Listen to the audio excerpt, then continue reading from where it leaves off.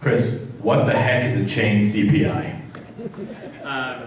So chain CPI is chain CPI is a sort of disguised term for lowering the amount of money that you get from Social Security. So you get a cost of living increase if you're a Social Security recipient every year based on a calculation of the Consumer Price Index, and chain CPI is an effort to essentially slow down the rate of growth in the Social Security system so recipients are getting a smaller increase on an annual basis.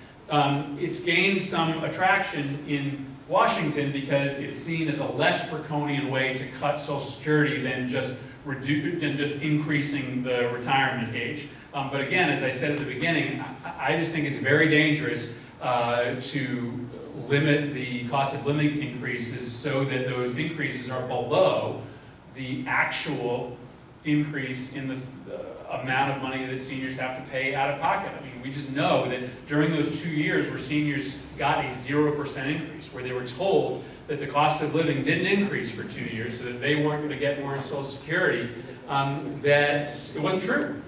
That seniors were paying more for food and more for rent, and more in taxes, and more for gas during that time. And so we already have a cost of living index that's wrong, that doesn't accurately reflect the true cost of seniors. Why would we make it even worse by further limiting the amount of money that you get out of that program? Again, if there was no other way to fix Social Security, then maybe I'd say we should look at this issue of chain CPI. But there is another way. We just reduce the cap on earnings that are taxable for Social Security purposes, we can fix the problem in Social Security. And again, Social Security is not as immediate as Medicare. If we're going to focus on a problem today, we should focus on Medicare, because